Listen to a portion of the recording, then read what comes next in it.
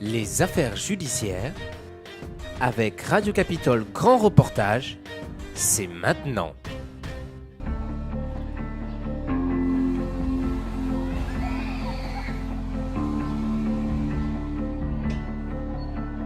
Chaque année en France, 50 000 personnes disparaissent sans laisser de traces. Fugues, disparitions volontaires, mais aussi enlèvements. Si la plupart de ces affaires sont résolues dans les jours qui suivent la disparition, certaines d'entre elles restent à jamais non élucidées. Pour les proches, la vie aussi bascule brutalement. Il reste une chambre vide, une photo pour se souvenir, des questions qui demeurent sans réponse et un traumatisme absolu. Alors comment vivre la disparition et l'absence insoutenable? Pourquoi certains dossiers n'aboutissent jamais? Pour répondre à ces questions, nous allons sillonner la France. Bienvenue dans Réseau d'enquête.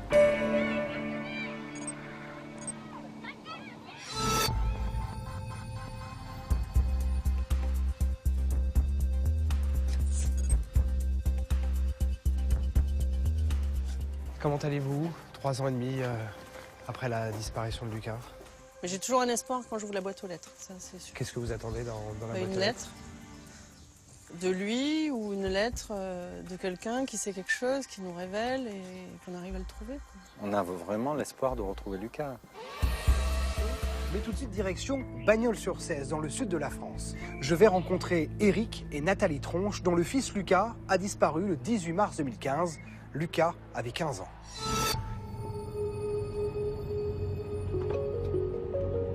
Lucas a disparu mystérieusement il y a 3 ans et demi, alors qu'il devait rejoindre son frère à la piscine. Dès le début, pour aider ses parents dans leurs recherches, des amis et connaissances se sont mobilisés spontanément. Malheureusement, aucune piste ne peut aujourd'hui mener à Lucas. La mobilisation des bénévoles pour retrouver Lucas Tronche continue très récemment. Ils étaient d'ailleurs près de 400 réunis place de la mairie à Bagnols-sur-Cèze, car diffuser le visage de Lucas, distribuer des tracts, c'est aussi aider les enquêteurs. Une équipe de France 3 Occitanie fait maintenant le point sur cette affaire inquiétante.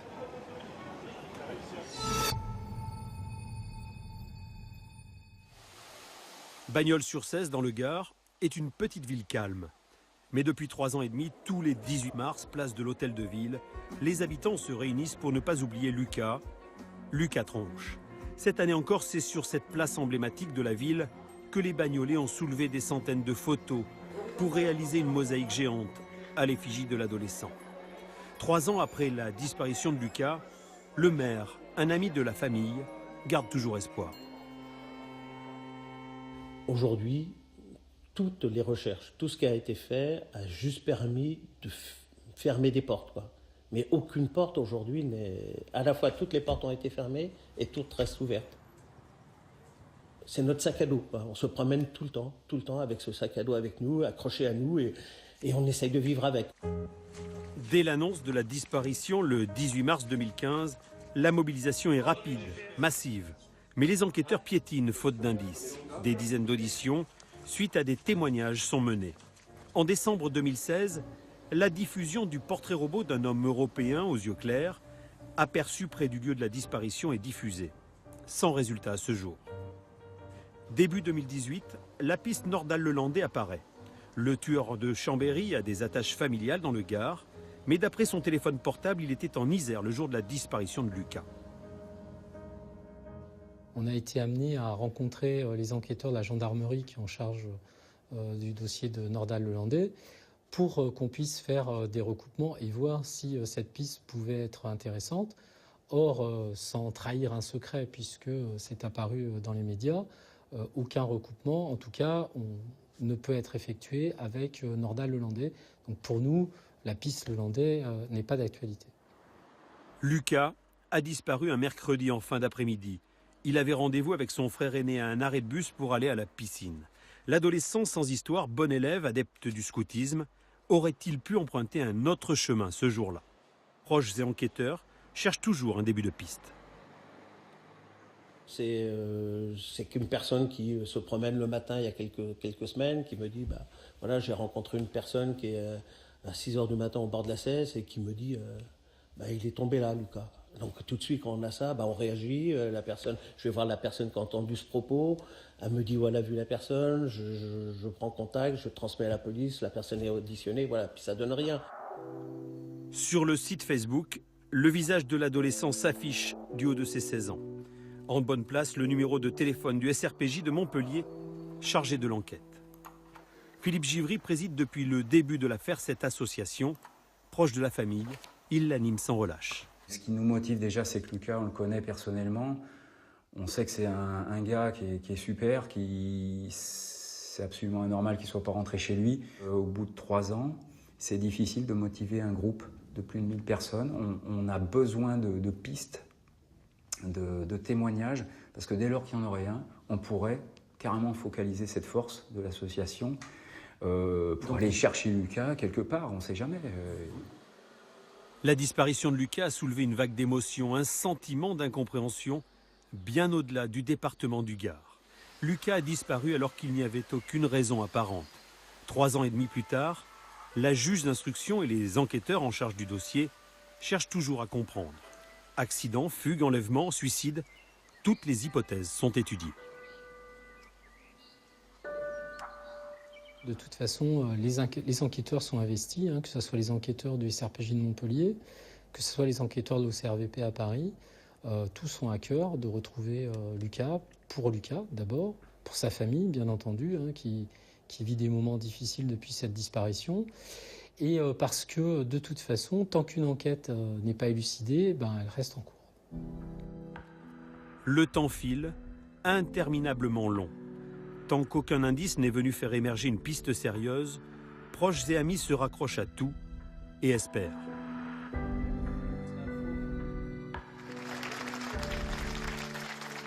Parce que c'est vraiment ce que je leur souhaite du plus profond de ma personne, mais je pense que tous les Bagnolais et tous les élus qui sont sur ce territoire, c'est toc toc, bonjour papa, bonjour maman, quoi. La vie, si on ne croit pas à ça, si on n'a pas ça ancré profondément, je pense qu'on a du mal à se motiver, quoi. L'espoir qui depuis le début nous tient un bout de bras, mais heureusement il est toujours là. C'est difficile de vivre avec cette douleur et cette inquiétude permanente de ne plus te revoir.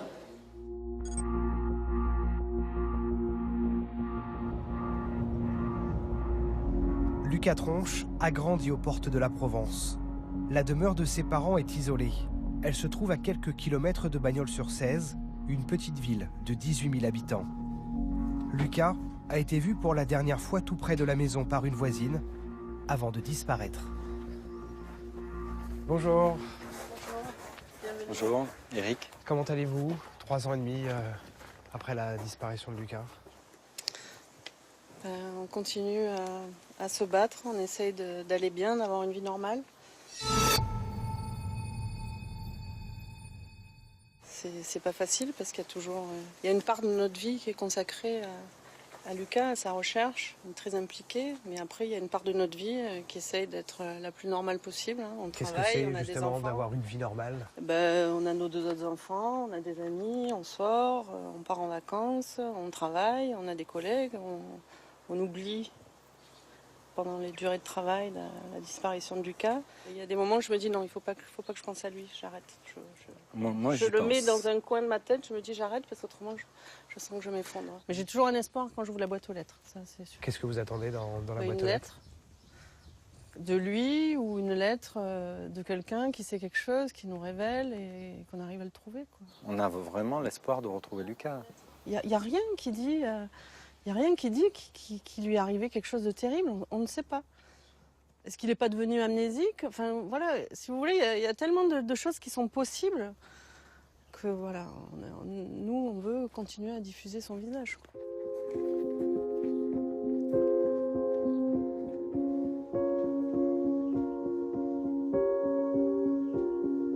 On peut regarder les albums? Oui, bien sûr.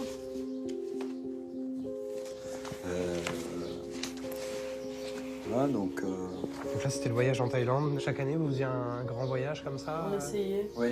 Chaque année. Il avait quel Une esprit? caractéristique. C'était quoi? C'était un aventurier? non, il était réfléchi. Ouais, très bien. Il est réfléchi. Ouais. Et Il voulait être vétérinaire, il se donnait les moyens pour le devenir. L'an dernier, il aurait dû passer son bac. Je peux pas m'empêcher de me dire, mais qu'est-ce qu'il serait où Il serait en prépa veto, il serait peut-être à Lyon. Voilà, mais je suis sûre que ça marcherait bien. Voilà, ça c'est très difficile. Je sais pas si Eric, je n'en ai même pas parlé à ce moment-là, parce que je pense que lui Moi, aussi, il a ressenti. Oui, mais je ne reconstruis pas Voilà. la vie de Lucas après la disparition comme Nathalie le fait. Vous réagissez Il se dit pas qu'est-ce qu'il ferait maintenant, Non, tout ça. Non, je me dis, mais voilà, où est-ce qu'il est Est-ce qu'il est libre Est-ce qu'il est enfermé Bien sûr, mais moi, voilà. si tu veux, Qu'est-ce je qui pense... lui arrive maintenant, mais pas. Moi, je pense à il aurait passé le bac. Ce que non, pourrait être non. notre vie, voilà, c'est ça. Tu Voilà. passes pas Moi, ce qui aurait pu être notre vie, passe voilà. pas ça. Oui, ben, moi, je peux pas m'empêcher d'y penser, quoi. C'est difficile, hein. Voilà, mais vivre sans savoir s'il souffre, s'il est mort, s'il est heureux, s'il est malheureux, enfin voilà, c'est terrible de pas savoir, quoi, de pas comprendre. Moi, j'ai vraiment peur que quelqu'un le tienne retenu quelque part et qu'il souffre, quoi, et qu'il compte sur nous pour le retrouver, quoi. C'est ça, moi. Voilà. Il y a des fois, je l'imagine, voilà, enfermé dans un cachot. Et... On a espéré la fin des 3 mois, la fin de la fête des mères, Oui. les 1 an de la disparition, les 18 ans de Lucas. On a espéré à chacun de ces... Mais là, les 19 ans, ça a été une journée difficile, hein, parce que c'est son anniversaire. J'espère un miracle. On espère toujours. C'est dans ce décor, au milieu des vignes, que Lucas s'est volatilisé. À ce jour, aucune piste n'est écartée. Les enquêteurs ont exploré toutes les pistes alentours. Ah oui, il y a eu énormément de fouilles. Il y a eu des compagnies de légionnaires qui sont venues, qui ont fouillé toutes les collines. Parce qu'on avait peur que Lucas soit parti se balader et qu'en fait il soit tombé et qu'il soit blessé très grièvement ou mortellement. Et aujourd'hui, avec ces enquêteurs, vous avez encore des liens, vous les voyez régulièrement, vous passez des appels téléphoniques? Oui, très réguliers. Donc on les appelle environ toutes les 2 semaines, je dirais. Au début, c'était toutes les semaines. Bon, là, ça s'est un peu espacé. Je pense que c'est une chance d'avoir ce contact avec eux parce que, enfin voilà, ça nous soutient. Ça nous soutient dans le sens où on voit que voilà, ils continuent à chercher, que l'enquête se poursuit et que les moyens restent mobilisés. Jusqu'à quand, je ne sais pas, mais j'espère bien que ces moyens ils vont permettre d'aboutir à quelque chose rapidement, quoi. Merci en tout cas de m'avoir accueilli ici à Bagnoles. Merci beaucoup. Je vous souhaite bon courage et j'espère que Lucas pourra rentrer un jour. J'espère. Au revoir. Merci. Au revoir. Au revoir. La disparition de Lucas Tronche est particulièrement énigmatique. Sera-t-elle résolue un jour? Je suis maintenant en région parisienne, plus précisément dans les Hauts-de-Seine.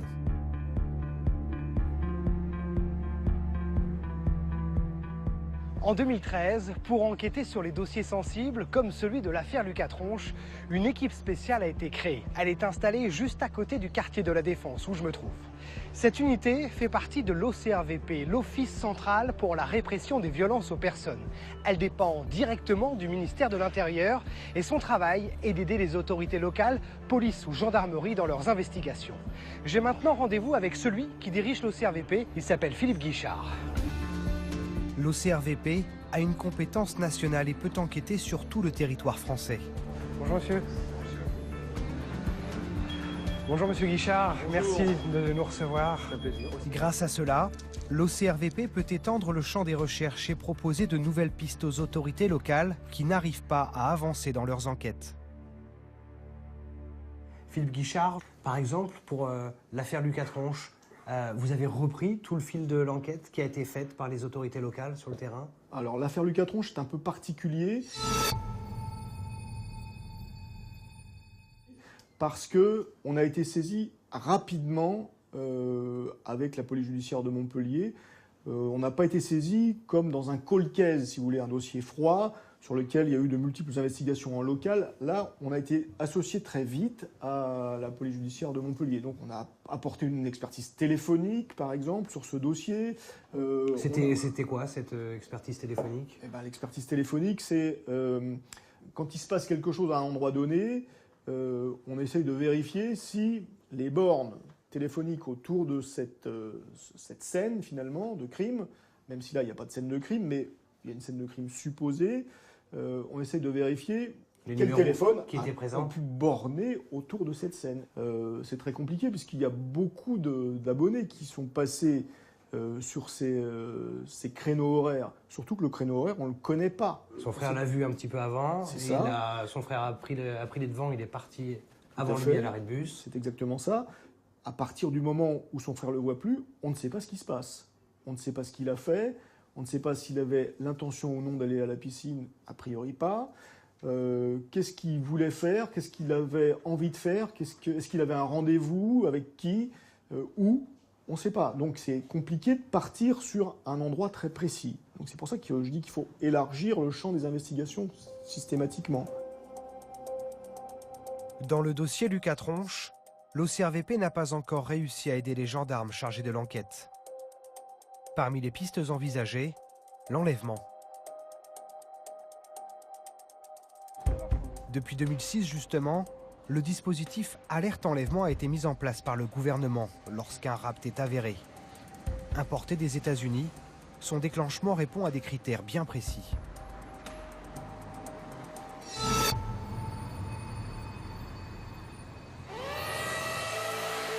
Une sirène stridente. Un enfant a été enlevé. Une voix et une signalétique désormais bien connue des Français.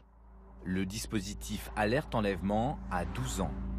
Son déclenchement répond à 4 critères très précis.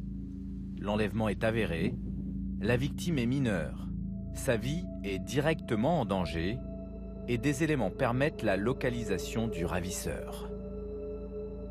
Une étude américaine a montré que lorsqu'il y a un enlèvement d'enfants suivi d'un meurtre, les 24 premières heures sont décisives parce que c'est souvent dans ces 24 premières heures que l'enfant a été tué. C'est pour ça qu'il faut que la mobilisation soit massive pour que l'enfant soit retrouvé au plus vite. Ce 23 avril 2015, l'alerte enlèvement est déclenchée pour Bérénice, 7 ans. La fillette vient d'être enlevée près de chez elle en Meurthe-et-Moselle par cet agriculteur de 48 ans. Les gendarmes sont à ses trousses et le message d'alerte est diffusé dans toute la France. Au bout de 8 heures de cavale, l'homme acculé et à bout de nerfs finit par craquer. Il dépose Bérénice au hasard devant cette maison, à une centaine de kilomètres de chez elle. Je pense que l'alerte enlèvement a été décisive en l'espèce parce qu'il est quand même rare dans les dispositifs de recherche que le ravisseur dépose de lui-même et libère de lui-même sa victime.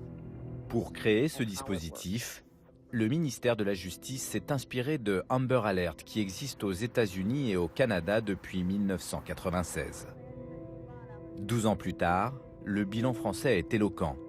22 cas déclenchés et 100% de réussite avec des enfants retrouvés sains et saufs.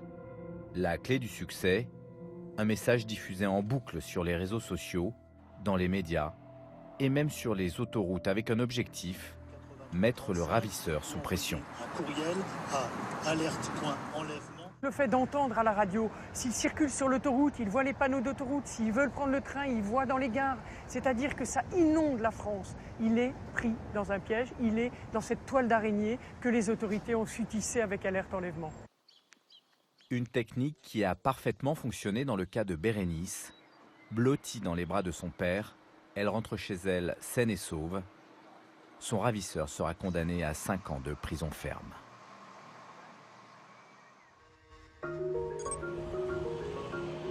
Pour Alerte Enlèvement, le taux de réussite est donc de 100%.